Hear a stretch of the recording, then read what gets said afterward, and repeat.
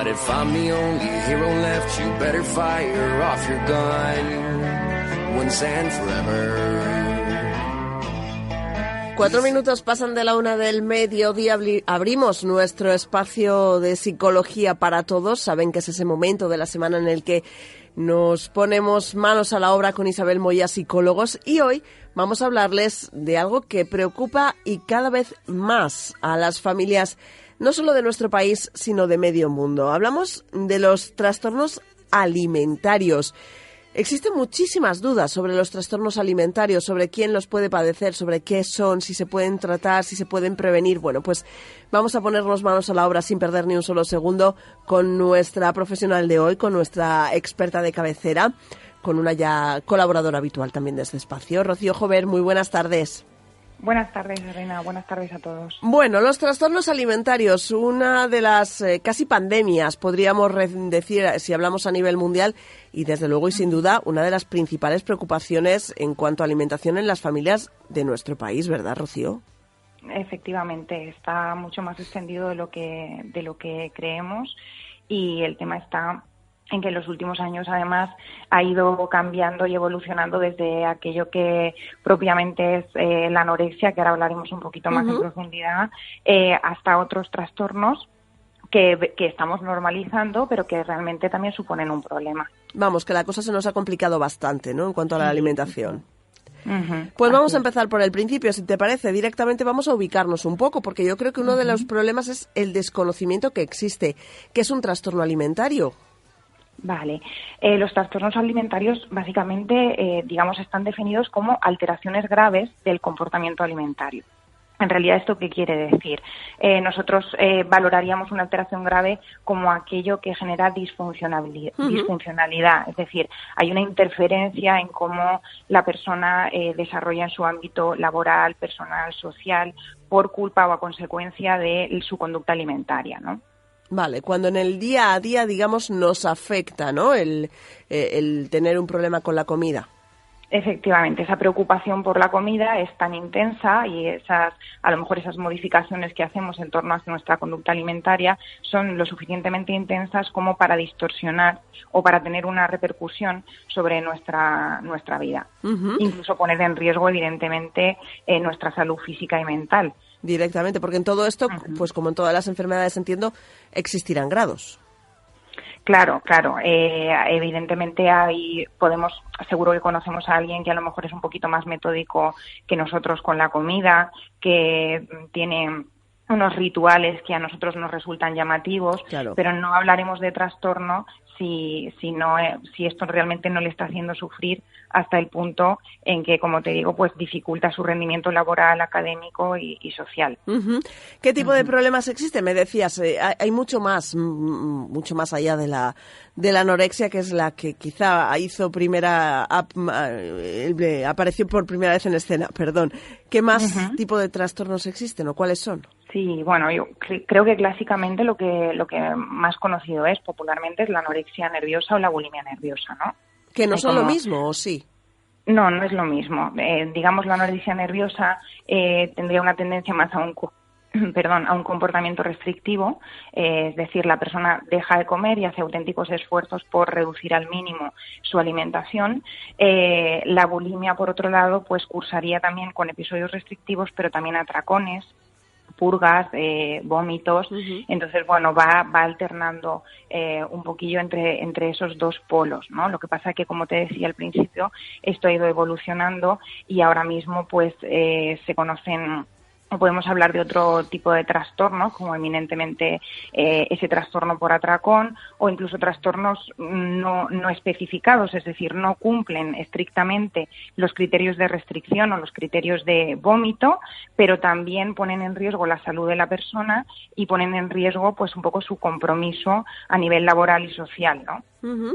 ¿Se puede tener más de uno de ellos a la vez? ¿O son compatibles o incompatibles, Rocío? Bueno, yo creo que el tema aquí es solamente podemos tener un trastorno y lo que pasa es que, digamos, el DSM, que es el Manual Diagnóstico de los Problemas de Salud Mental, lo que establece es una aproximación a cada uno de estos diagnósticos en función del síntoma que presenta la persona.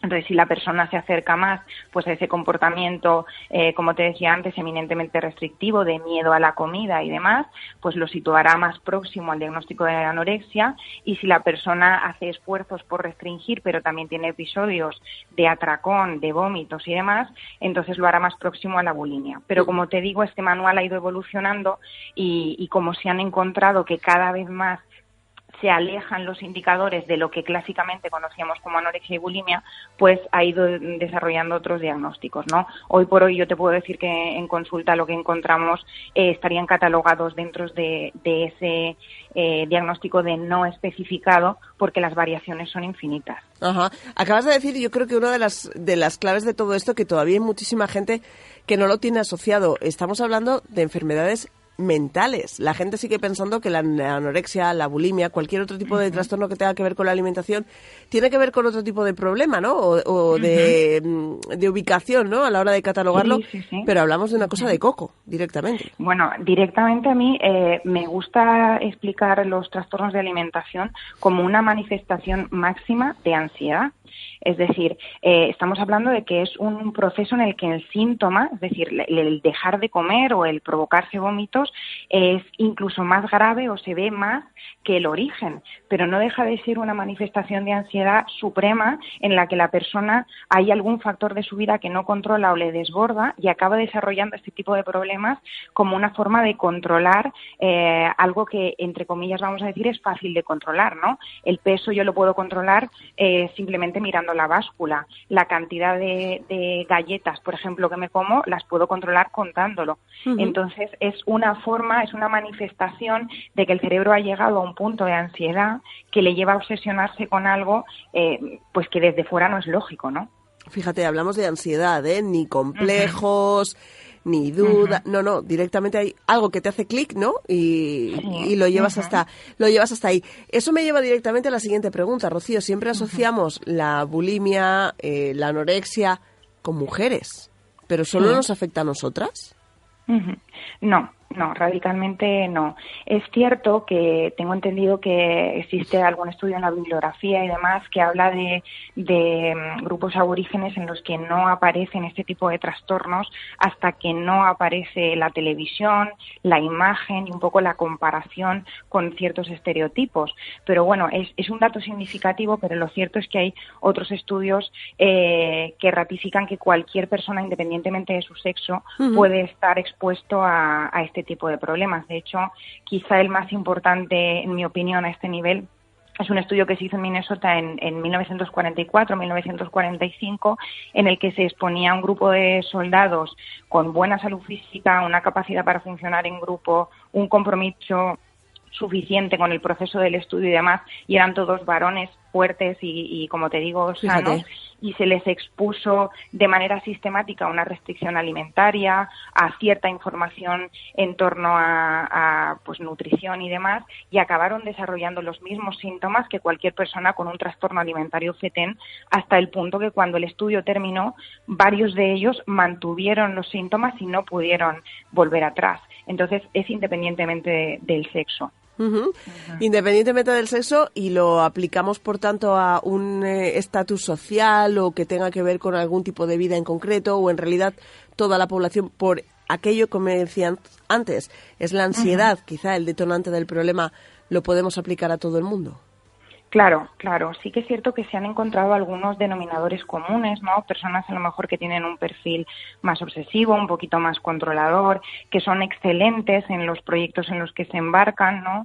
Estas personas pueden tener más predisposición a que efectivamente cuando tienen ansiedad porque hay algo que no consiguen controlar al 100%, pues puedan tener más predisposición a irse a tener tendencia a los trastornos alimentarios. A mí me llamaba, en este sentido de lo que dices, perdona que te interrumpa, a mí me llamaba, por ejemplo, mucho la atención en mi época de estudiante, que teníamos cerca en el instituto un par de personas que tenían anorexia, además era muy evidente físicamente, y eran las que sacaban las mejores notas de clase, Rocío. Sí, efectivamente, son perfiles brillantes, y una de las cosas que vemos en consulta es que además tienen pocas consecuencias por esa conducta alimentaria que tienen, ¿no? Es como, bueno, tienen un rendimiento excelente. A nivel académico no hay un deterioro cognitivo lo suficientemente importante como para que en sus notas se vea reflejado, y además su entorno, precisamente por ese perfil de excelencia y demás, acaba consintiendo muchas de esas conductas que inicialmente aparecen como manías, ¿no? O que se etiquetan como una manía o una peculiaridad, y no se les quiere llevar la contraria por tampoco interferir en que, pues eso, puedan hacer un abandono de su vida académica o de su vida profesional. Sin embargo, lo que hace el problema es seguir creciendo. Eso es, y no poderse ocultar llegado a un punto determinado. Claro, si son tan inteligentes, si son tan buenas en lo suyo, si son o tan buenos en lo suyo, ¿cómo no se dan cuenta? Yo siempre me hacía esa pregunta. ¿Cómo no se dan cuenta de que tienen un problema o están empezando a tenerlo?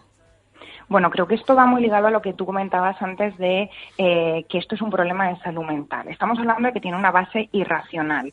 Yo identifico perfectamente cuando veo el mismo problema en otra persona, ¿sí?, pero soy incapaz de verlo yo. Y además, uno de los síntomas, que es la distorsión de la imagen corporal, es determinante para que no se muevan para solucionar el problema. Es decir, la percepción que tienen de su cuerpo y de sí mismas está completamente distorsionada, y por lo tanto eso les hace creer que está justificado muchas de las conductas que llevan a cabo.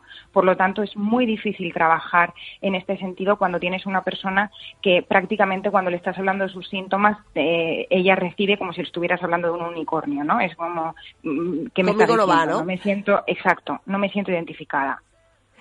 Pero eso dificulta muchísimo el trabajo, entiendo. Por eso cuando hablamos de este tipo de problemas, estamos hablando de tratamientos y bueno, ahora me contarás un poco si se puede prevenir, si se puede ayudar, si a larguísimo plazo. Esto es una carrera de mucho fondo, ¿no, Rocío? De mucho fondo, sí, porque suele debutar sobre la adolescencia, pero realmente a mí me gusta, aunque suene un poco frívolo, pero bueno, me gusta compararlo con una diabetes porque no deja de ser algo que te va a acompañar toda la vida y que tienes que aprender a gestionar.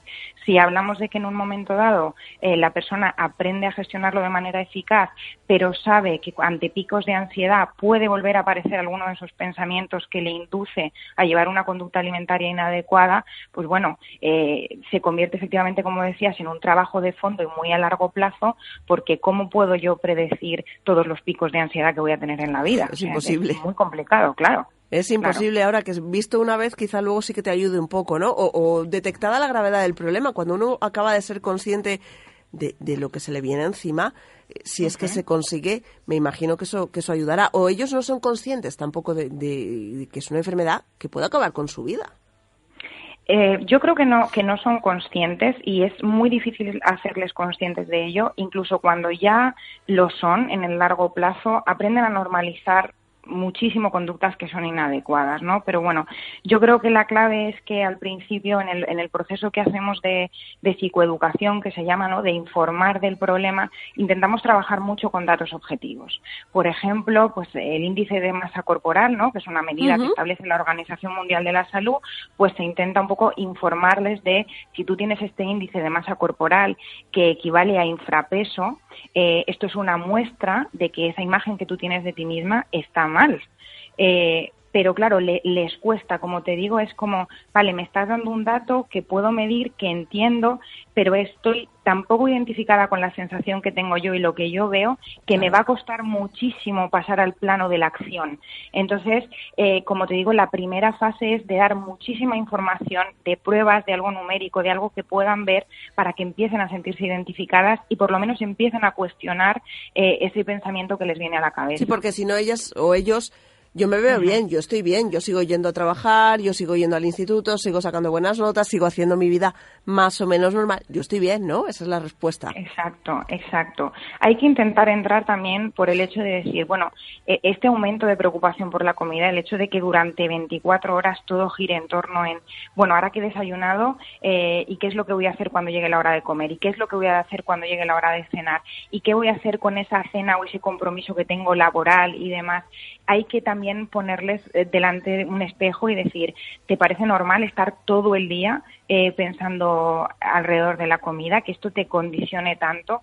Y por ahí también se les puede entrar un poco, porque ellos empiezan a sentir ansiedad y empiezan a decir, normal no es, ¿no? Yo me encuentro bien, pero normal no es estructurar toda mi vida en torno a esto. Y contar todo el rato de manera casi obsesiva. Vamos a echarle una mano a nuestros oyentes, Rocío, que seguro que nos están escuchando y dicen, bueno, ¿y entonces cómo detecto yo cuando hay un problema? Porque, seamos sinceros, Rocío, vivimos, por ejemplo, en la sociedad de las dietas. Yo creo que si hiciéramos una encuesta, el 70% de la población te diría que está a dieta o ha estado alguna vez.